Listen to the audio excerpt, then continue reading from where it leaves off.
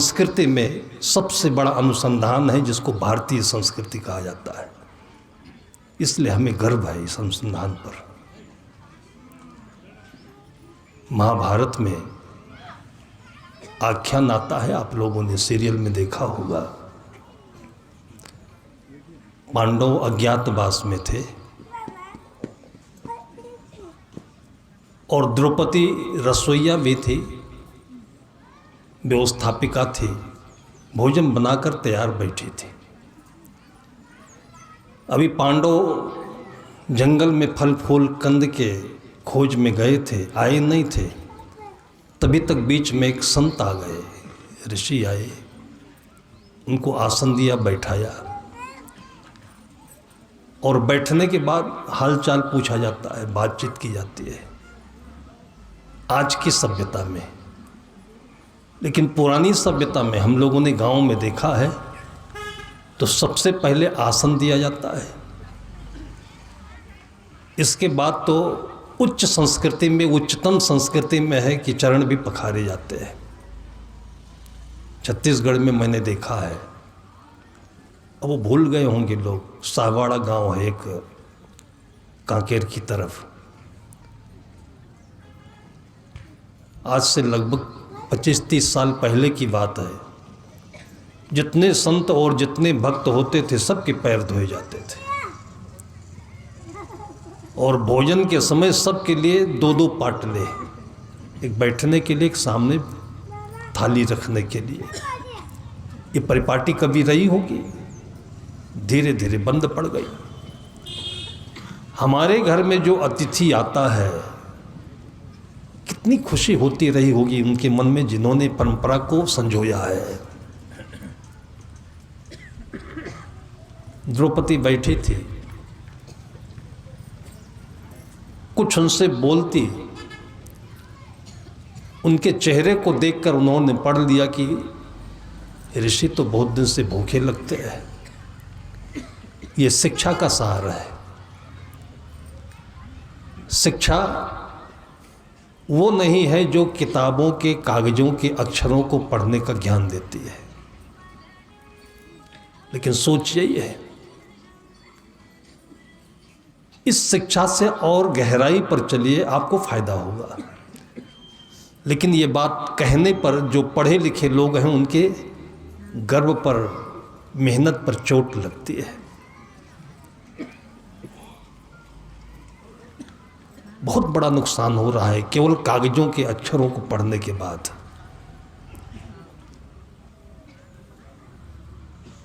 शिक्षा का अर्थ है अक्षरों को पढ़ना। हमारे साथ 10-12 वर्ष का लड़का साधु जीवन के लिए रहने आया था। एक लेक्चरार आए, भक्त थे, वो बैठे, बातचीत होती रही। उस लड़के को देख करके उन्होंने कहा कि साहब इसको पढ़ने भेजते हैं कि नहीं। पढ़ने का अर्थ इतना रूढ़ वो परक हो गया है, इतना बेअंदाज का हो गया है कि केवल स्कूल जाना, कागजों को पढ़ना। उसी अंदाज में उन्होंने कहा होगा कि इसको स्कूल भेजते हैं कि नहीं पढ़ने के लिए। मैंने उनसे पूछा कि आप तो पढ़ लेते होंगे। तब थोड़ा सा वो चकित हुए। उनको पता था कि साहब हमें जानते हैं कि मैं व्याख्याता हूँ और हमसे आप पूछते हैं कि पढ़ लेते होंगे। मैंने कहा जो कॉपी में, किताब में अक्षर लिखे होते हैं आप पढ़ लेते हैं। मुस्कुराए। उन्होंने कहा पढ़ लेता हूँ। मैंने कहा अक्षर की परिभाषा बता दीजिए आप। बस वही जो घिसे घिसाई, पिटी पिटाई, रटी रटाई बात है वो बोलने लगे। जो कागज में काले आकार उभरे होते हैं वही अक्षर है। मैंने कहा आप मानते हैं ना, हम तो मानते हैं कि वो काला रंग है, डिजाइन है, कोई गोल है, कोई लंबा है, हम उसे अक्षर क्यों कहें। तब वो संकोच में पड़ गए, सोचने लगे बहुत देर तक। मैंने कहा आपने मास्टर डिग्री ली है और आज तक आप यही पढ़े हैं कि कागज में काले से, लाल से, हरे से, रंग से कुछ उकेर दिया जाए, उसी को अक्षर कहते हैं। बहुत देर तक स्तब्ध रहे, तब उनको पसीना आया। वो बोले साहब कुछ इस पर चर्चा करिए, अगर यही प्रश्न हमसे विद्यार्थी पूछ ले तो फजीहत हो जाएगी। फिर सदगुरु कबीर साहब इसी चीज़ पर बहुत गहरा अनुसंधान किए। उन्हें कहा कि बड़ा हुआ तो क्या हुआ, जैसे पेड़ खजूर, पंथी को छाया नहीं फल लागे अति दूर। बड़पन की परिभाषा। पढ़ने के लिए भी उन्होंने कहा कि पढ़े लिखे क्या कीजिए मन बौरा हो, अंत बिलैया खाए समझ मन बौरा हो। चालाकी, चोरी, दुष्कर्म, भ्रष्टाचार किसके लिए क्यों हो रहा है? जब सबको ये पता है, डॉक्टर बताता है कि 2 रोटी से ज़्यादा मत खाइए, घी लगाकर बिल्कुल मत खाइए। ऐसा थोड़ी है कि डॉक्टर घी लगाकर खाएगा तो पच जाएगा और दूसरों को बोल रहा है कि घी लगाकर खाओगे तो बीपी बढ़ जाएगा। जब रोटी में घी नहीं लगा सकते हैं तो 3-3 लाख रुपए की सैलरी मिल रही है, तो फिर क्यों कमा रहे हो? क्या करोगे उसको? मृत्यु की याद नहीं आती है। अपने ही सामने कितने लोग जवान हुए, कितने बूढ़े हुए, कितने चले गए शमशान पर। इसको नहीं पढ़ रहे हो। ये पढ़ने की चीज़ें नहीं है। ये केवल कागज के उन काले टेढ़े मेढ़े डिजाइनों को पढ़कर अक्षर बताते हो।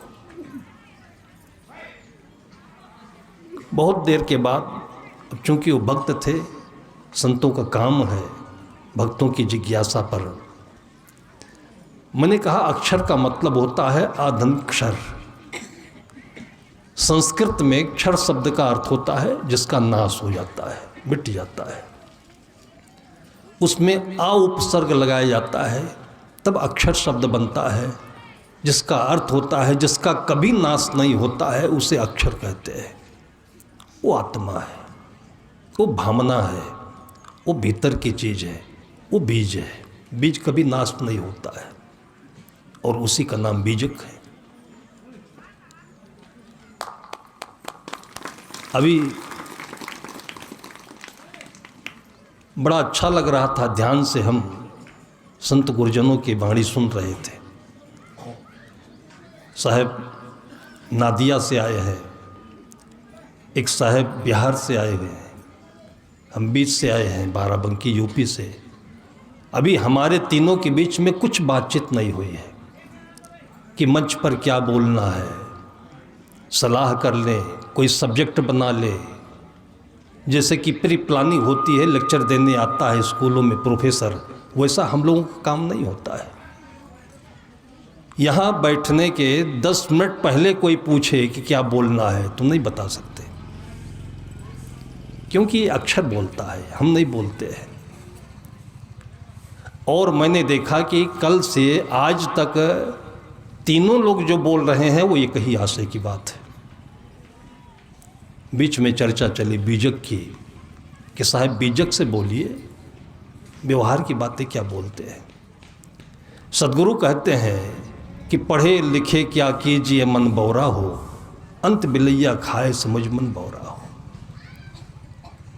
जब रोगी हो, नींद ना आती हो, बेचैनी हो, घर में झगड़ा हो, आचार विचार सब भ्रष्ट हो, तो बीजक का अर्थ क्या रह गया फिर?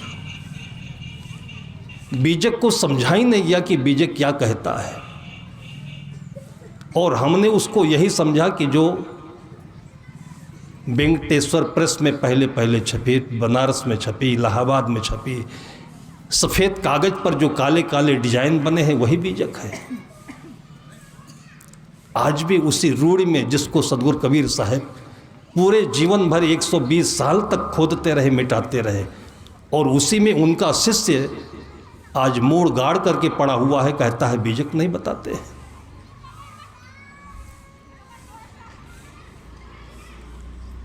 और ये अंधता,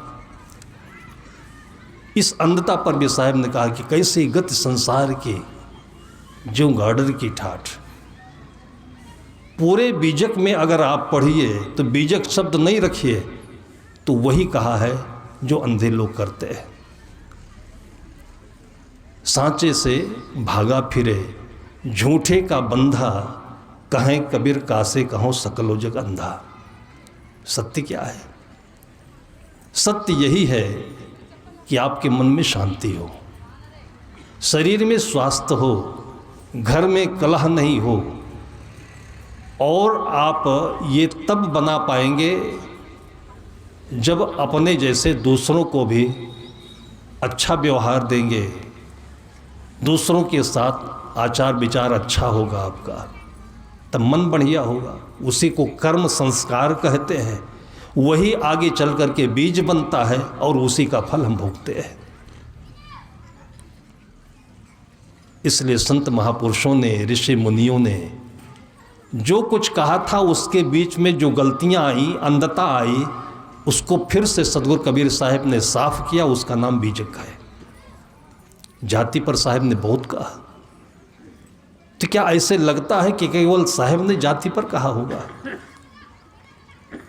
जाति कोई चीज़ नहीं होती है। साहब कहते हैं कि गुणिया तो गुण ही गाए, निर्गुणिया गुण ही घिनाए। बैल को दीजिए जाए पर क्या पूजे क्या खाए। साहब कहते मानुष तेरा गुण बढ़ा, मांस ना आवे काज। सदगुरु कबीर साहब के समय में जो पढ़े लिखे लोग थे बोल लेते थे। कल के सत्र में इसलिए हमने कहा कि केवल बोलना एक बहुत बड़ी कला नहीं है, विद्वत्ता नहीं है, साधुता नहीं है। और यही बोलना सीखकर यहाँ से गए तो घर बर्बाद है। फिर साहब कहते बोलत बोलत बाढ़ बिकारा। बोलना कासेर बोलियो भाई, बोलिए भाई, बोलत ही सब तत्व नसाई। मिल ही संत बचन दोई कहिए, मिलई असंत मौन होई रहिए। जो पात्र हो, अच्छा हो, उसके सामने बोलिए, नहीं तो मौन रहिए। और बोलिए तो प्रतिक्रिया में मत बोलिए, आत्मा से बोलिए, प्रतिक्रिया में नहीं बोलिए। और पूरे दिन भर हम प्रतिक्रिया में ही बोलते हैं, लायक की बात नहीं बोलते कि बच्चे का भविष्य सुंदर हो, हमारा वातावरण सुंदर हो। आत्मा से जो चीज़ निकलती है वो शब्द है। और उसी को सदगुरु कबीर साहब ने कहा तो बाद में बीजक बना। बीजक वो ग्रंथ है जो नहीं था तो भी सदगुरु कबीर साहब थे। बीजक की रचना तो सदगुरु कबीर साहब के 35, 40, 50, 60 की उम्र के बाद में हुई होगी। सदगुरु विशाल देव ने विशाल बचनामृत की रचना 55-60 वर्ष की उम्र के बाद की है। तो हम विशाल बचनामृत अगर माने तो उससे पहले जो सदगुरु विशाल देव थे वो कहाँ जाएंगे? फिर जब बीजक की रचना नहीं हुई थी, सदगुरु कबीर साहब थे, तो क्या थे फिर वो? फिर उनको नहीं मानना चाहिए क्या? अगर बीजक को ही आप मानते हैं तो सदगुरु कबीर साहब को कौन मानेगा? सच बात यह है कि सदगुरु कबीर साहब सत्य के अवतार थे। उन्होंने सत्य को सबसे अधिक वरीयता दी और वो सत्य पहले भी था। उस सत्य में उसके चारों तरफ जो गंदगी इकट्ठा हो जाती है उसको उन्होंने साफ किया। और बीच बीच में सभी संत महापुरुष इसका प्रयास करते हैं, जैसे कि आप सब करते हैं। बीजक शब्द से इतनी मूर्खता क्यों आनी चाहिए? वो ज्ञान का मक्खन है। सदगुरु कबीर साहब ने जाति पर अगर कुछ कहा है तो जो वाल्मीकि ने रचना की है उन्होंने नहीं कहा। और वाल्मीकि किस जाति के थे? पूरे भारतीय समाज ने वाल्मीकि को सिरमौर माना है। आज तक उनकी पूजा होती है। कोई एक जाति पूजा करती है उनकी क्या? और वाल्मीकि किस जाति के होते हैं? यदि आज के जात से तुलना की जाए तो जिसको भंगी कहा जाता है उसको वाल्मीकि कहते हैं। अगर उस समय जाति की धारणा थी तो वाल्मीकि को लोगों ने जगत गुरु क्यों माना? आदि कवि कैसे माना? रामायण का रचयिता कैसे माना?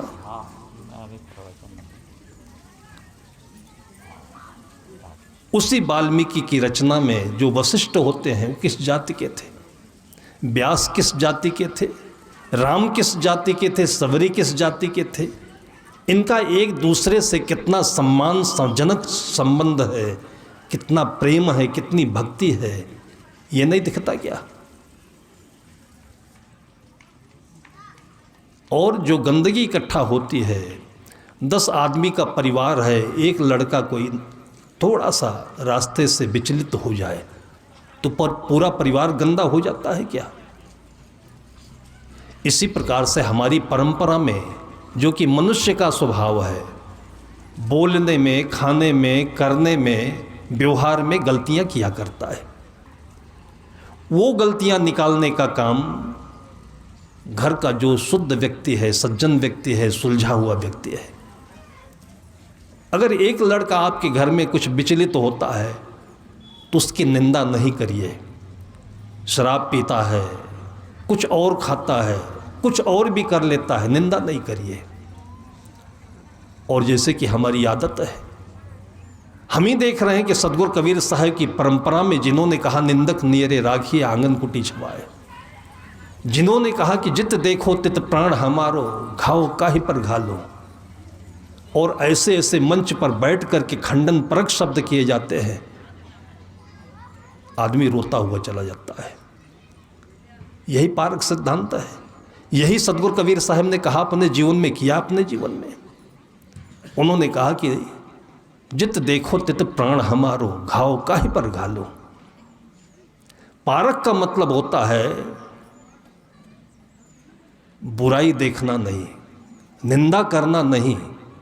जहां पर बहुत सारे हीरे पड़े हों उसके बीच से कचड़ा निकालना नहीं। इसी को तो आलोचना कहते हैं कि हीरा पड़ा है उसको नहीं देख रहे हैं, कचड़ा पड़ा है उसको उठा रहे हैं, उसको छींट रहे हैं। और उन्हीं सतगुरु कबीर साहब ने कहा हीरा परा बाजार में। कितनी मारवी बात है और कितनी हितकर बात है कि ये तो संसार है। जैसे समुद्र में सब कुछ होता है और समुद्र का मंथन हुआ तो विष भी मिला, अमृत भी मिला, 14 रत्न मिले, उनमें से और सारी चीज़ें व्यवहार की हैं। अमृत और विष परमार्थ है।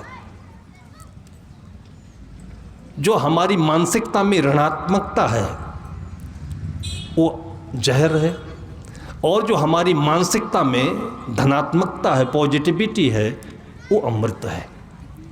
आपकी नज़र कैसे है, आपका दृष्टिकोण कैसे है कि गाली में भी आप क्या आशीर्वाद देख सकते हो, समझ सकते हो। और जो अच्छी अच्छी बातों में भी गाली ढूंढ रहा होगा तो उसको अमृत कैसे मिलेगा। समुद्र का मंथन हुआ, ये संसार समुद्र है, इसमें जहर भी है, इसमें अमृत भी है। ये तो सामान्य लोगों की आत्मा में मैंने देखा है। गांव में लड़का बीएससी कर रहा था, रात में देर तक पढ़ता था, जिसके बाद बहुत काम है, गृहस्थी भी है, अपने जीवन का झंझट भी है। उसके लिए दिनचर्या, नियम, ये सब कोई मायने नहीं रखते। वो तो अवसर देखता है, जब अवसर मिले तब सो जाओ, जब अवसर मिले तब पढ़ लो, जब अवसर मिले तो घर का काम भी करना है।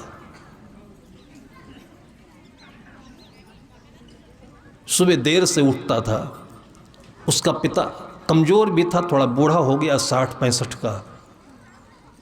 उसको गाय का, पशु का गोबर निकालना पड़ता था, चारा काटना पड़ता था, खिलाना पड़ता था, खेतों में जाना पड़ता था। तो बेटे को सोता हुआ देख करके बोलता था, साले कुंभकर्ण बना सो रहा है, आज मैं जिंदा हूँ, मेहनत कर रहा हूँ, खा लो, और नहीं तो तुमको सड़क पर घूमोगी, कोई भीख नहीं देगा तुमको।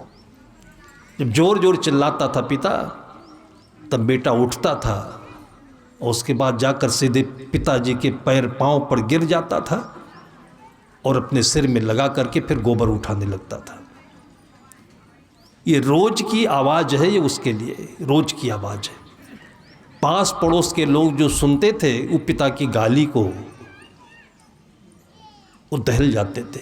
वो कहते थे कि पिता है कि कसाई है, ये ऐसी गंदी बात बोलनी चाहिए, रोज़ शराब देता है सुबह सुबह उठ करके। ये लेकिन उस बेटे ने कभी भी प्रतिक्रिया नहीं की, क्योंकि वो बुद्धि में नहीं बसता था, आत्मा में बसता था। बुद्धि तो गणित है ना, और गणित में ये 4 हमेशा रहते हैं। आप लोगों के मैथमेटिक्स के सिलेबस में कहीं नहीं पढ़ाया गया होगा कि गणित केवल कागज़ों पर दुनिया में ऑफिसों में प्रयोग करते हैं, लेकिन गणित जिंदगी की भी चीज़ है, घर की भी चीज़ है। गणित में कौन 4 चिन्ह है? एक धन होता है, दूसरा ऋण होता है, तीसरा गुणा होता है, चौथा भाग होता है। आपने कभी सोचा इसके क्या अर्थ हो सकते हैं? तुम गणित जिंदगी पर पढ़ते रहो, लेकिन फायदा क्या हुआ पढ़ने का? फायदा यह है इसका कि ये 4 प्रकार के लोग जहां भी आप रहोगे आपके साथ हमेशा रहेंगे। एक धन वाला होता है, कैसा भी हो, उल्टा सीधा, माँ से हो, पिता से हो, पत्नी से हो, बेटों से, सबसे जुड़ा ही रहता है, सबको मैनेज कर लेता है वो। ये धन का मतलब है, ये स्वभाव में होता है। और उसको आगे रख करके उसको हमने भगवान राम कहा, मैनेज किया उन्होंने। उसी रामायण को पढ़ करके बाल में खाल निकालने वाले भी हमारे बीच में बैठे हैं, रात दिन उसी की कीचड़ को निकाल कर उछाला करते हैं। और साहब कहते कि हीरा परा बाजार में रहा छार लपटाए, कहते ही मूर्ख पच में कोई पारख लिया उठाए। आपको मतलब हीरा से है कि कचड़े से है? राम ने पूरे जीवन में जहां जहां गए हैं, अब इसको आप एक कहानी समझिए, उदाहरण समझिए। किसी भी सत्य वस्तु को समझाने के लिए कुछ न कुछ तो प्रत्येक सामने रखना पड़ता है। तो वाल्मीकि जी ने इसको रख दिया, उसमें से जो उपयोगी है और जो योग करने लायक है उसको रखिए। और उसमें सबसे बड़ा व्यक्तित्व यही है कि राम हर जगह अपने को मैनेज करने की कोशिश करते हैं, और जहाँ कमी रह जाती है वो हर एक मनुष्य में, जिसको बाल सुलभ स्वभाव कहते हैं, मानवता की कमजोरी कहते हैं, कि मनुष्य जीवन धारण करके ये कमजोरी सब में हो सकती है, उससे बचना और जो इसमें अच्छाइयाँ हैं उसकी ओर आगे बढ़ना। और इसी को हमारे वेदों में, उपनिषदों में कहा गया, असतो माँ सद्गमय। केवल सत्य नहीं, असतो माँ, असत्य से सत्य की ओर चलना है। तमसो माँ ज्योतिर्गमय, मृत्योर माँ अमृतम गमय। ताल ठोक करके आप केवल सच लेकर चल रहे हो, सच मिलेगा कहाँ? ताल ठोक करके आप चल रहे हो कि मुझे हीरा ही चाहिए। दुनिया में कोई खदान है कि जहाँ पर केवल हीरा बनता हो? हीरा तो आप पन्ना जाइए मध्य प्रदेश में, और बड़े बड़े पहाड़ जब खोदे जाते हैं, लाखों टन मिट्टी पत्थर निकाल दिए जाते हैं, तब बीच में कहीं हीरा मिलता है। और आप जहाँ पर 99 हीरा पड़ा हो और एक कंकड़ हो, कंकड़ उठा लेते हो, हीरा छोड़ देते हो। पारख का मतलब होता है जो पाने योग्य हो, पा धन रख, जो पाने योग्य है उसको रख लीजिए, अथवा जो रखने योग्य है उसको पा लीजिए। ये जिंदगी का पारख है। ये राम हर जगह मैनेज करने की कोशिश करते हैं, और उसको कहते हैं प्लस। हमेशा प्लस में जाइएगा, हमेशा आप उत्तरोत्तर प्रगति में जाइएगा। हर जगह सम्मान मिलेगा, हर जगह आवभगत होगा, हर जगह। कहते नहीं कि उस दुकान पर जो बैठता है तो दुकान तो दौड़ने लगती है, उसके हाथ में जादू है। कोई कोई ऐसा चमत्कारी व्यक्ति आपको मिलता होगा, घर में बेटी है, जब से जन्मी है घर में सब कुछ बढ़ता चला जा रहा है। इस ऑफिस में जब से वो आदमी आया हुआ है, तब से देखिए काम कितना सुंदर ढंग से मैनेज हो रहा है। और ये चमत्कार कहाँ से पैदा होता है? उस संबंध का नाम है धन। लेकिन इतने की ही आशा आप रखें परिवार से, मेंटेलिटी में, और इसी मेंटेलिटी में आप शादी करेंगे, बच्चे पैदा करेंगे, तो उल्टा हो जाएगा फिर। क्योंकि धन के साथ ऋण भी होता है। और आपके समाज में ऐसे भी व्यक्ति होंगे जो हमेशा खींचतान मचाए रखेंगे, आपको घसीटेंगे। आप पूरब जाना चाहते हैं, वो पश्चिम की बात बताएंगे। लेकिन उनसे भी भगना नहीं है। जो धन वाला व्यक्ति होता है उनसे भी जुड़ जाता है। और उसके बाद गुणा वाला मिलेगा। तो मंथरा को तो आपने देखा ही है, कितना गोड़ा भाग करके रामायण की रचना कर दी उसने। वो आपके घर में कोई उस जमाने की मंत्रा थोड़ी है, आज भी मंत्रा है। और वो मंत्रा को भी भगवान श्री राम ने स्तुति ही किया है, कहीं निंदा नहीं की उसकी, न कैकेयी की न निंदा की। तो क्या बेजा है, क्या बुरा है। और उसके बाद भाग मिलता है कि तमाम ऐसे लोग होंगे जो आपके साथ रहेंगे तो लगेगा कि आपके साथी हैं, लेकिन आपको जहाँ फ़ायदा होगा वहाँ कुछ न कुछ वो हिस्सा बटा लेंगे आपका, करेंगे कुछ नहीं। लेकिन उनका भी हक होता है। जैसे चूहे होते हैं, चूहे कुछ करते थोड़े हैं, पूरी रात दौड़ा करते हैं, ऐसा लगता है कि नेशनल हाईवे गडकरी जी का यही बता रहा है, इन्हीं को ठेका मिला है। खाने की उनको कितनी चाहिए, थोड़ा सा खाएं तो चूहे से किसी को कोई बैर नहीं होता है, लेकिन पूरी रात दौड़ता रहता है और दिन में पता नहीं चलता कहाँ है ये। इस प्रकार से ये जो गणित के 4 संबंध बनाए गए हमारे जीवन के संबंध हैं। कहाँ से जुड़ना है ये पारक है, कहाँ से आपको अलग होना है, ऋण होना है, ये पारक है, और कहाँ गुणा कर देना है। जैसे आप कोई बिजनेस करते हैं, कोई एक पौधा लगा देते हैं, वहाँ से आपको गुणात्मक स्तर पर वृद्धि मिलती है, लेकिन इसको कोई पढ़ाता नहीं है, और पढ़ाता भी है तो कोई याद नहीं करता है। आज देखिए 20-25 वर्ष बच्चों का जन्मदिन ऐसे मनाया नहीं जाता था। हमारे यहाँ तो परंपरा है कि अपने हम पूर्वजों को याद करते हैं। उनको याद करने की खातिर ही पूरे साल भर में एक पितृपक्ष आता है कोई दुनिया की किसी संस्कृति में ये पर्व? हमारे भारत की संस्कृति के जितने पर्व हैं उन्हीं की व्याख्या कर लीजिए, बीजक मिलेगा आपको।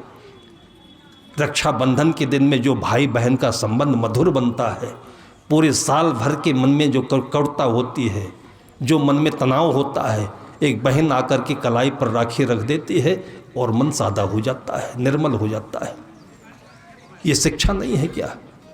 इसका अर्थ किसी भी सिलेबस में कहीं पाठ्यक्रम में है क्या? आप कलेक्टर बन जाते हैं, मन निर्मल हो जाता है। आप बिजनेस में करोड़ों रुपए कमा लेते हैं, क्या चित्त शुद्ध हो जाता है? लेकिन एक बहन आपके पास आती है और जो जिंदगी में कभी अनुभव नहीं हुआ था वो अनुभव करके चली जाती है। दीपावली के दिन देख लीजिए, ऐसे ऐसे पर्व बने हुए हैं जो जीवन से जुड़े हुए हैं, जीवन को प्रांजल करने वाले हैं, परिमार्जित करने वाले हैं। उनका अर्थ समझिए। भगवान शंकर के ऊपर बेलपत्री चढ़ाई जाती है, जल चढ़ाया जाता है। हजारों वर्ष पहले की परंपरा है, जिस समय कागज नहीं होते थे, ताड़पत्र भी नहीं होते थे, तो अपनी इस ज्ञान को ऋषि मुनियों ने लोगों के अंतःकरण में कर्मकांड के रूप में गुम्फित कर दिया कि ये चलता रहेगा तो कभी न कभी तो कोई अर्थ निकालेगा इसका। सुबह उठते ही सबको 1 लोटा पानी पीना चाहिए। इतना सीधा सरल अर्थ भी आज नहीं निकाल पा रहे हैं और सीधे हम उसको तोड़ ही देते हैं। वो ऐसे हुआ कि जैसे हमारी एक उंगली में थोड़ा सा दाना निकल आया, फिर पस आने लगा, फिर वो ज़्यादा पक रहा है। अब अंगुली ठीक करने के बजाय अंगुली को ही काट दिया हमने, तो अंगुली कट गई तो रहा क्या अपने पास? फिर बेलपत्री चढ़ाई जाती है। शिवरात्रि के दिन हमने बचपन में देखा है कि बड़ी श्रद्धा के साथ लोग बेलपत्री है, बेर के फल हैं, गन्ना है, ये सब चीज़ें चढ़ाई जाती है। और आज इसी के अभाव के कारण ही करोड़ों करोड़ डॉलर का पेन किलर खा करके आदमी मर रहा है, किडनी खराब हो रही, लीवर खराब हो रहा है। अगर आलोचना करना हो तो आज के युग की जो कमियां हैं, जिसमें लोगों का मन भटक रहा है, ठगा जा रहा है, उसको देखिए आप। और लोग कहते हैं कि जैसे मरे सांप को पीट रहा है आदमी, आज भी हम लोग ज्ञान कथा के नाम पर मरे हुए सांप को ही पीटते जा रहे हैं। 600 वर्ष पहले जो बातें कही गई, बहुत सारी ऐसे आज की चीज़ें हैं कि तब नहीं थी। तब रेप नहीं था, उस समय बहुत सारी ऐसे समाज की आज की बुराइयां हैं, तब नहीं थी, और उसको सदगुरु कबीर साहब ने नहीं कहा। हम आज हैं, सदगुरु कबीर साहब की दृष्टि ले लिए, और आज भी हम 600 साल पहले की बात देख रहे हैं, और आज की बात फिर 600 साल बाद कोई देखेगा तो आज के लोगों को मिलेगा क्या फिर? हम दिन भर में 10 गिलास पानी पीना आज नहीं याद करते हैं। और ये हम टटोली हुई बात रिसर्च करके ये बात बताता हूँ कि 10 में से अगर मैं पूछता हूँ तो 2 लोग मुश्किल से मिलते हैं जो बोलते हैं कि इतना पानी पीता हूँ, पीना चाहिए। और ये हम बताएं तभी का ज्ञान थोड़ी है, ये तो स्वतः स्फूर्त ज्ञान है।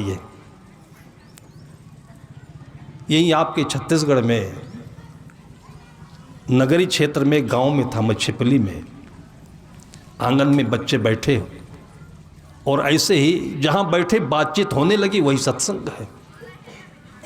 अब बच्चों से हम कैसे उनका दिल लें, उनको दिल दें? तो उनके सिलेबस की बात, उनके कोर्स की बात पूछता पूछता पर ने पूछा कि अच्छा ये बताओ बच्चों कि दिन भर में कितना पानी पीना चाहिए? दिन भर में कितना पानी पीना चाहिए? और इसको पूछो तो जो पढ़े लिखे इंजीनियर हैं, डॉक्टर हैं, इनको भी थोड़ी देर दिमाग से सोचना पड़ेगा। जो सुने सुनाए हैं वो तुरंत बता देते हैं। उस बच्चे ने सोच विचार कर कहा कि 9 गिलास पीना चाहिए। 5-7 बच्चे बैठे थे, एक बच्चे ने बताया कि 9 गिलास पीना चाहिए। मैंने कहा उत्तर तो तुम सही बता रहे हो, लेकिन इसका तुम गणित बताओ कि ये 9 गिलास ही तुम कैसे बता रहे हो? ये उस बच्चे की बात है जो 7वीं क्लास में पढ़ता था और शायद हमसे पहले किसी ने प्रश्न नहीं पूछा होगा और सिलेबस में ये बात कभी आती नहीं है। स्वाभाविक रूप से उसने कहा साहब मैं भूगोल पढ़ता हूँ। भूगोल के नक्शे में मैंने देखा है कि पूरे भूमंडल में 3 भाग पानी है, 1 भाग पृथ्वी है। उपनिषदों का सूत्र है यथा पिंडे तथा ब्रह्मांडे। जो पूरे ब्रह्मांड का नियम है वही नियम हमारे शरीर में भी लागू होता है। वही अनुपात है, वही तत्व हैं। इसलिए कहा जाता है जो भीतर है वो बाहर है, जो बाहर है वो भीतर है। उसने इतना सुंदर लॉजिक बताया कि 3 हिस्सा हमारे पूरे भूमंडल में पानी है, 1 हिस्सा केवल पृथ्वी है। हम 3 बार खाते हैं, इसलिए 3 × 3 = 9 गिलास 9 बार पानी पीना चाहिए हमको। यह उस बच्चे का उत्तर है जिसने PhD नहीं किया, जिसने कभी यह प्रश्न सुना भी नहीं। ये अंतर्ज्ञान है। इसलिए सदगुरु कबीर साहब कहते हैं कि जन्मजात बच्चा मुक्त होता है, ज्ञानी होता है। बोलत बोलत बाढ़ विकारा, जितना हम ये बोलते जा रहे हैं उतने ही मूर्ता बढ़ती जा रही है, संप्रदाय बढ़ते जा रहे हैं, भाग बढ़ते जा रहे हैं। दुनिया में अगर लोग नहीं बोलते होते तो न क्रिश्चियनिटी आती, न इस्लाम आता, न हिंदू आता, सब इंसान होते। ये बोलने का नहीं तो ये सब बटे जा रहे हैं और फिर भी बोलने पर ही हम जोर देते जा रहे हैं। और यही एक गलती आज हम भी आप लोगों से कर रहे हैं, क्योंकि हमारी भी बोलने की आदत है। इसलिए हम केवल बीजक पर नहीं, बीजक के उन काले अक्षरों पर नहीं, बल्कि बीजक का जहाँ से जन्म हुआ वहाँ बैठ कर के बोलते हैं। क्योंकि वो पारख, वो ज्ञान, वो सोच, वो विचार उन सद्गुरुओं के पास में आकर के मिला है जो सद्गुरु कबीर साहब की परंपरा को लेकर आज तक चल रहे हैं। आम का मतलब क्या होता है? आम का मतलब ये थोड़ी होता है कि आपकी किताब में जहाँ पर आम की टोकरी रखी है उसको आप खोल करके रखिए। आम का मतलब होता है जहाँ आम का पेड़ है वहाँ जा कर के पत्ते देखिए, तने देखिए, डगालियाँ देखिए, और हो सके तो जन्मदिन के अवसर पर इसको अपने हाथ से लगाइए। पहले जन्मदिन में नहीं मनाया जाता था, पितृपक्ष मनाया जाता था, मातृपक्ष मनाया जाता था। चढ़ते सूरज को नमस्कार करते थे और एक दिन ऐसा आता है कि अस्त सूरज को भी नमस्कार किया जाता है। छठ की पूजा होती है कि नहीं होती है? भारतीय संस्कृति की परंपरा में पूरे प्रकृति को, जिंदगी के कोने कोने को देखा गया है और शब्दों में नहीं कहा गया है, कर्मकांड में रख दिया गया है, जो कि पहले की पुरानी शब्द है, जब शब्द नहीं होते थे। ये शब्द केवल हमारे आपके बीच में तो है, कुत्तों के बीच में नहीं है, गाय के बीच में नहीं है, पक्षियों के बीच में नहीं है। और हमसे आपसे अच्छा ज़िंदगी जी लेते हैं। दो कबूतरों को कभी लड़ते देखा है आपने? दो हंस के जोड़े होते हैं, कितने प्यार से चलते हैं, कभी उनका झगड़ा देखा है आपने? और पति पत्नी के बीच में केवल शादी के समय वीडियोग्राफी होती है। मैं तो कहता हूं कि ज़िंदगी भर अपने आप इस जेब में कैमरा रख लीजिए और ज़िंदगी भर वीडियोग्राफी करिए, और बाद में अब तुलना करिए कि आपने शादी की थी कि बर्बादी की थी। एक आदमी को नहीं निभा सकते हो, इतना नहीं सहन कर सकते हो जिसके साथ आपने कसम खाई है, और ये बीजक नहीं है क्या? किसी भी बच्चे की आत्मा को पढ़ना, किसी व्यक्ति की आत्मा को पढ़ना, कोई क्रोधित है उसकी आत्मा को पढ़ना, कोई पागल है तो क्या बोल रहा है उसकी आत्मा को पढ़ना, ये बीजक नहीं है क्या? और इसको कौन पढ़ेगा, इसकी कौन सुनेगा? इसके लिए दिल होना चाहिए। और कौन सा दिल है? सतगुरु कबीर साहब का दिल है कि जब लग दिल पर दिल नहीं तब लग सब सुख न आए। किस पर नहीं कहा उन्होंने। और इससे जो आनंद मिलता है उस आनंद की कोई सीमा नहीं होती है। वो गूंगे का गुण होता है कि उसको हम निकाल करके आपको दे नहीं सकते, और तभी आनंद मिलता है। तभी आदमी सहनशील बनता है, दूसरों की बातों को सुन लेता है, अपनी नहीं सुनाता है, जब जरूरत पड़े तब सुनाता है। द्रौपदी बैठी थी, उसने कहा कि महात्मा जी भूखे हैं, पहले भोजन कर ले। उन्होंने चेहरे को पढ़ लिया, तभी तो पता चला। एक माँ अपनी बेटी से कह रही थी कि बेटी तुम केवल स्कूल में पढ़ते हो, अब तो बड़ी हो गई हो, 10वीं में पहुंची हो, तो थोड़ा हमारी रसोई में मदद करा दिया करो। तो रोटी कैसे बनती है, ये इडली कैसे बनती है, चटनी कैसे बनती है, ये भी तो कभी ज़रूरत पड़ेगी तेरे को। उसने कहा मुझे नहीं ज़रूरत पड़ेगी। कहा घर में कोई आएगा तो चाय पानी कराएगी कि नहीं कराएगी? कहा काम चल जाएगा। माँ भी चकित हो गई, कैसे काम चल जाएगा? ऐसा भी कोई सूत्र पढ़ाया जा रहा है? हो सकता है न्यूटन ने कोई आविष्कार दिया हो। उसने कहा देखिए, संजोग से माँ किसी काम में लगी हुई थी, नहीं थी। उसके घर उसके पापा के कोई मित्र आ गए, उसने बैठा दिया जहाँ गेस्ट रूम होता है, अंकल नमस्ते बोल दिया, फिर घर में चली गई। घूम घाम करके आई, कहा अंकल आपके लिए चाय ले आऊं कि दूध ले आऊं? उन्होंने कहा कि बेटी चाय तो मैं नहीं पीता हूं, तो ठीक है मैं दूध लेकर के आती हूं। फिर चली गई घर में। 1 मिनट के बाद फिर लौटी, बोली अंकल मीठा दूध लेकर के आए कि सादा फीका दूध लेकर के आए? बोले बेटी मुझे शुगर तो है नहीं, मीठा मिला देना थोड़ा।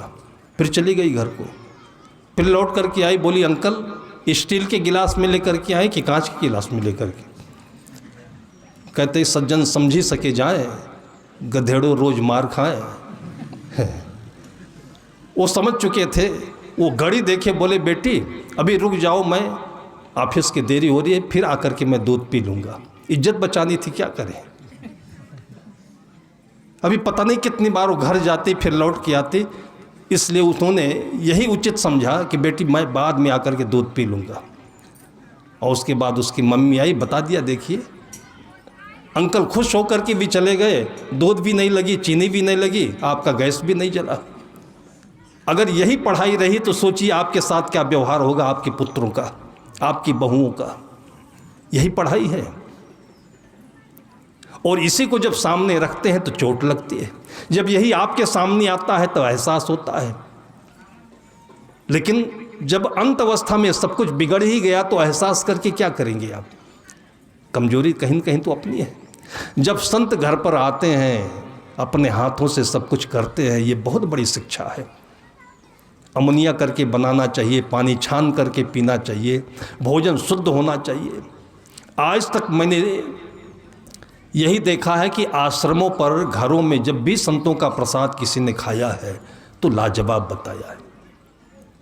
वो बोलते हैं कि घर में इतना तेल, इतना मसाला और इतना सब कुछ होते हुए भी स्वाद नहीं मिलता है। तो स्वाद के 2 कारण हैं। एक तो जिन्होंने बताया, जिन्होंने भोजन बनाया है, उनके अंतरतम का प्यार है। और हमारे मन की निर्मलता है, दोनों वहाँ पर केंद्रित हो जाते हैं। चीज़ वही होती है लेकिन लाजवाब हो जाती है। ये कौन देगा? ये संगत ही दे सकती है। इसलिए सदगुरु कबीर साहब ने कहा बीजक नहीं पढ़ो, उन्होंने कहा संगत कीजिए साधु की। हरे और की व्याधि ओछी संगत क्रूर की आठों पहाड़ उपाधि। द्रौपदी सीधे ले जाकर के बैठा दिया रसोई में और भोजन परोसे। भूखे थे वो सचमुच में, 2-3 खुराक खा गए। खाने के बाद थोड़ी सी बुद्धि आई, और कभी कभी भूखे पेट में बुद्धि आती है और कभी कभी पेट भरने के बाद बुद्धि आती है। इसको भी समझ रखिए। इसलिए बच्चे जब कभी भी एग्जाम में जाएं तो पहले बच्चों को आप समझ लीजिए। अक्सर एग्जाम में जाने के बाद में बच्चों को बहम हो जाता है, भ्रम हो जाता है, लिखते सही है हो जाता गलत है।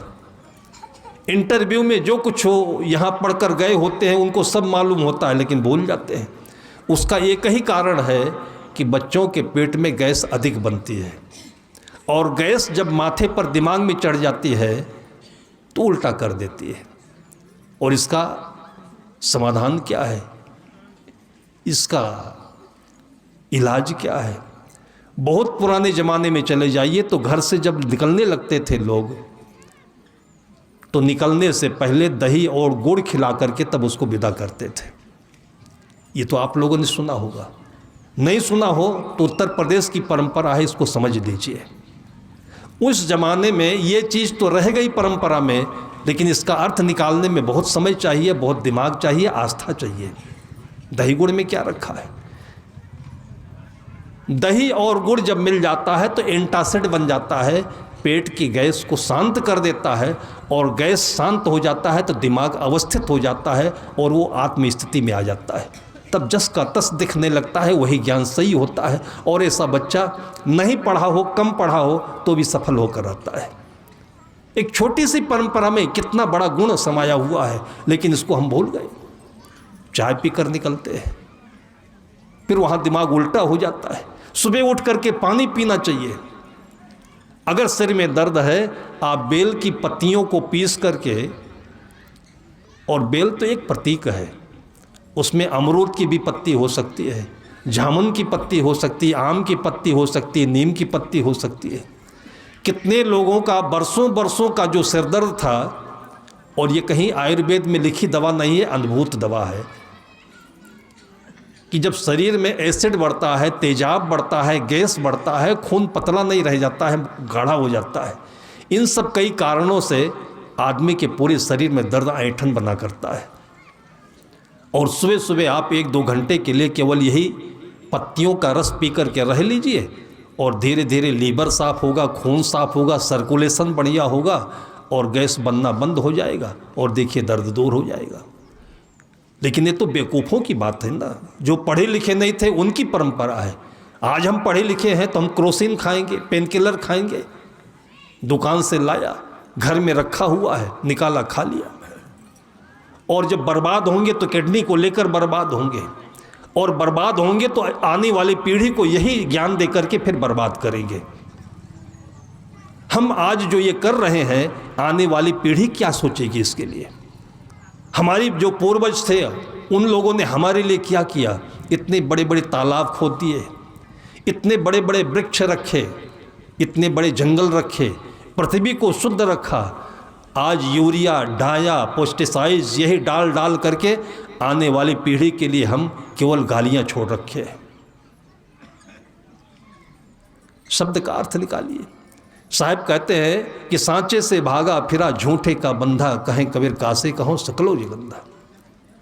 महात्मा जी को बुद्धि आई, उनको याद आया, उन्होंने कहा कि बेटी आज तुम्हें ज़्यादा खा गया, ये कोई महल तो है नहीं, और जिनके लिए तुमने बना रखा था वो क्या खाएंगे? द्रौपदी को इतनी खुशी थी कि हम और हमारे लोग तो रोज खाते ही थे, आज कोई अनजान आ गया, वो हमारा अतिथि है। उसी समय का सूत्र है अतिथि देवो भव। और आप जैसे लोगों के खाने से भोजन कम नहीं पड़ता है, ये भावना होनी चाहिए। और तभी उनकी आत्मा से आवाज़ निकली कि बेटी तुमको आशीर्वाद है कि जब तक तुम नहीं खाई रखोगे तब तक तुम्हारी रसोई में भोजन कम नहीं पड़ेगा, जितने भी खाते रहे। और वही परंपरा है कि आज गरीब से गरीब घरों में भी 100-100 लोग आकर खा जाते हैं भंडारे में और भोजन कम नहीं पड़ता है। कभी देखा है आपने कि गरीब गरीब होता चला गया है? दिल होना चाहिए। और वही परंपरा आज चली आ रही है कि अक्सर घरों में माएँ बहनें जो भोजन बनाती हैं सबको खिलाने के बाद ही खाती है। इसका अर्थ कौन बताएगा? गाली का अर्थ तो हम जान लेते हैं, गंदी गंदी बात बोल रहा है। उस पिता को लोग कहते कसाई है ये, बेटा इतना सुंदर है, पढ़ रहा है और सुबह उठते उठते इतनी गंदी गाली देता है। यही गाली सुनते सुनते गाय गोबर भैंस गोबर उठाते उठाते वो लड़का बीएससी कंप्लीट कर लिया। वो महाभारत की बात कही थी और ये मैंने अपनी आंखों देखी बात बताई है। बीएससी कंप्लीट किया, फिर ऐसे रास्ता मिला जैसे आप आगे चलते जाते हो तो आंखें और दूर तक देखने लगती है। एक ही जगह बैठे रहो तो कोई आदमी कितना दिखा देगा आपको, और दिखाएगा तो पाखंड होगा, वो काल्पनिक होगा।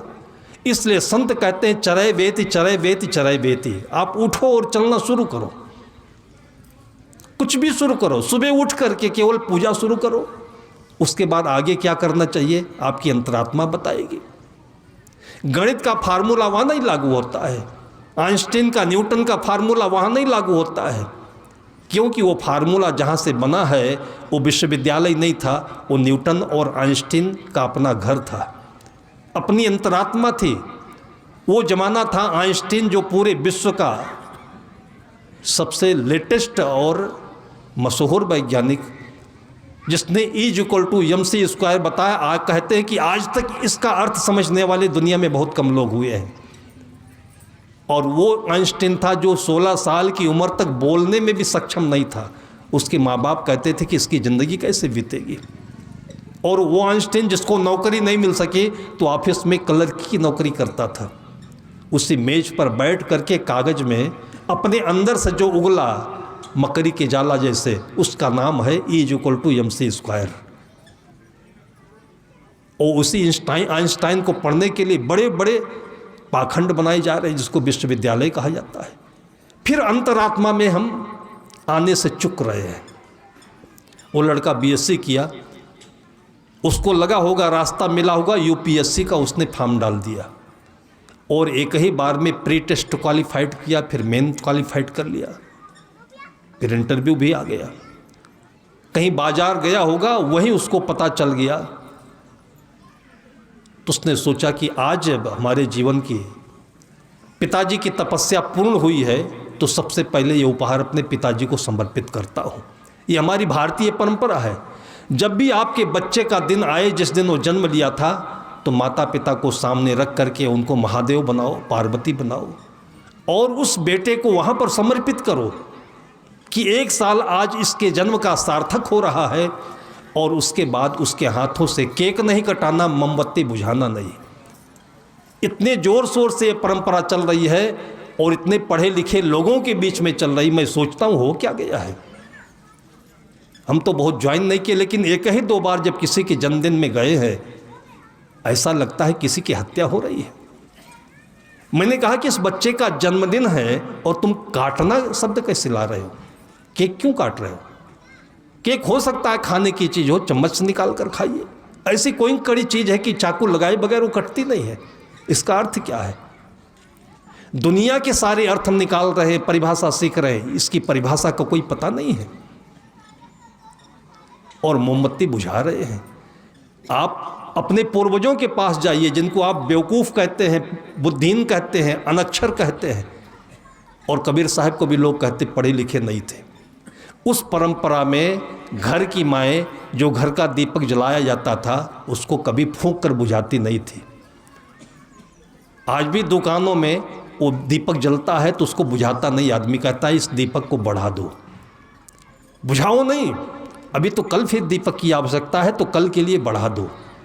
आंचल से उसको बुझाते थे, फूंक मार कर क्यों नहीं बुझाते थे? आंचल से क्यों बुझाते थे? आप विज्ञान पढ़ने वाले विद्यार्थियों से पूछ लीजिए, उनके पास तर्क नहीं आएगा। फूंक मारकर इसलिए नहीं बुझाते कि जहाँ दीपक जलता है उसके चारों तरफ कार्बन डाइऑक्साइड होता है। फूंक मारने से पहले हम हवा लेते हैं, ऑक्सीजन चाहिए, तो वहाँ का कार्बन डाइऑक्साइड हमारे अंदर जाएगा जो हमें नुकसान करेगा। और ये चीज़ जो विज्ञान नहीं पढ़े थे वो माएँ बताती थी। अभी भी आपको लगता है कि हमारी माँ बेवकूफ़ थी, हमारे पूर्वज बेवकूफ़ थे? दीपक बुझाइए नहीं, अपने बच्चों से दीपक जलाइए। एक दीपक नहीं, जितने उसके जन्म बीतते जा रहे हैं, इसका जीवन और सफल हो, इसके जीवन में प्रकाश और व्यापक रूप से फैले, उस दिन दीपक जलाना चाहिए। केक काटना नहीं चाहिए। अगर मिठाई है, आपने बनाया है, बच्चों के सामने बनाइए, बच्चे बनाएंगे भी और अपने हाथों से माँ का, पिता का और सबका मुख मीठा भी करेंगे। ये जन्मदिन की सार्थकता होती है। ये बीजक का अर्थ नहीं है। हम लोग तो अंधी प्रवाह में बढ़ते चले जा रहे हैं, वही काली अक्षर फिर पढ़ने पर लगे हुए हैं। इसकी व्याख्या कौन करेगा? वो लड़का यूपीएससी करके आया, क्वालिफाइड करके आया, एक हार ले करके और मिठाई ले करके। वो बाद में आया, उसके घर पर पत्रकार लोग, क्योंकि यूपीएससी क्वालिफाइड करने का मतलब तो जिले में कोई एक आध व्यक्ति होता है, सारे पत्रकार उसके घर पर भीड़ लगा दिया। पिता घबरा गया, वो अनपढ़ था, वो सोचा कि मेरे बेटे ने कुछ गलती की होगी, ये पुलिस आई है, पत्रकार आए हैं, मेरे बेटे को पकड़ने आए हैं। तो यही सबसे वो समझा रहा था कि भाई मेरे बेटे ने कोई ऐसी गलती थोड़ी की है, मैं गाली देता हूँ, डांटता हूँ तो मेरा बेटा है, लेकिन आप लोग क्यों आए हो यहाँ पर? आप लोग बार बार मेरे बेटे को क्यों पूछते हो? मेरे बेटे ने कोई गलती थोड़ी की है। ये उसकी गाली का अर्थ था। और इतने में उसका बेटा आता है भीड़ को चिढ़ते हुए, पिता के गले में हार डालता है, जीत नहीं डालता कि मैं जीत के आया हूँ, हार डालता है और उसके बाद चरण छू करके मुख में मिठाई देता है। और लोगों से पिता पूछते रह जाते कि ये मामला क्या है। मतलब एक निरक्षर व्यक्ति, और वो पहचानने के लिए लोगों से पूछता है कि मामला क्या है, तो लोग बताते हैं कि जिसको रोज़ सवेरे उठकर गाली देते थे ना, ये साले भीख मांगोगे। आज ये जो बना हुआ है कलेक्टर कि लोगों को ये दान पड़ गया, लोगों का पेट भरेगा और आपके जीवन को चांद सितारे पर पहुंचाएगा। ये गाली का अर्थ होता है। अगर गाली का जवाब बेटे ने दिया सीखा होता आज की भाषा में, तो ज़िंदगी बर्बाद हो जाती। इसलिए बीजक का अर्थ जो करना है तो उसको अपनी आत्मा से करें, क्योंकि बीजक तब भी था जब सदगुरु कबीर साहब की आत्मा थी, वहाँ पर पहुँचिए। इसलिए सदगुरु कबीर साहब कहते हैं, सांचे ते भागा फिरे, मूल गहे ते काम है, तय मत भरम बुलाओ, मन सायर मनसा लहर बहे कहूँ मत जाओ। जित देखो तित प्राण हमारो, घाव काहे पर घालो। किसी की आवाज़ सुन करके आप उसकी आवाज़ की तरफ मत दौड़िए, अपनी आत्मा में आइए, उन बातों को रखे रहिए और धीरे से जब आप शांत होंगे तो उसका अर्थ आएगा। महाभारत में एक बहुत सुखद क्षण आए थे, जब भांडावर्त जाने के लिए, पिकनिक के लिए जाना था पांडवों को। वहाँ हनीमून मनाते, आज के ज़माने का कहें तो लाक्षागृह तैयार हुआ था, उसमें जाकर के कुछ दिन रहते, सुखद दिन थे। जाने से पहले एक बहुत बड़ी सभा हुई, उसी सभा में बहुत सारी बातें होती रहती, लेकिन विदुर ने एक प्रश्न पूछ लिया कि बहुत खुशी का उन्माद है लोगों को, तो इनके उन्माद को शांत करने के लिए उन्होंने एक ऐसा वातावरण बनाया प्रश्न पूछ करके। विदुर ने प्रश्न पूछा कि जिस समय सारी दुनिया में आग लग गई हो तो क्या करना चाहिए? पांडव के भाई सब खिन्न होने लगे, चिड़चिड़ाने लगे, गुस्सा करने लगे। एक युधिष्ठिर ऐसा व्यक्ति था कि गुस्सा नहीं करिए, ये मामा है, अपने हितैषी है, कुछ न कुछ इसका अर्थ है। और जो अर्थ उसका निकला वो पांडवों की उस धारणा व्रत में लाक्षागृह में रक्षा करी है। इसलिए माता पिता गुरु, अपने आसपास के लोग या कोई भी आपको गाली देता है तो बारणावर्त जैसी जगह में, लाक्षागृह में जब कभी आग लगेगी उस समय यही गाली आपकी रक्षा करेगी। सबके आंगन में यही मंत्र गूंजते रहे, सबके हृदय में इसकी पूजा होती रहे। इन्हीं शुभकामनाओं के साथ में अपनी वाणी को विराम देता हूँ।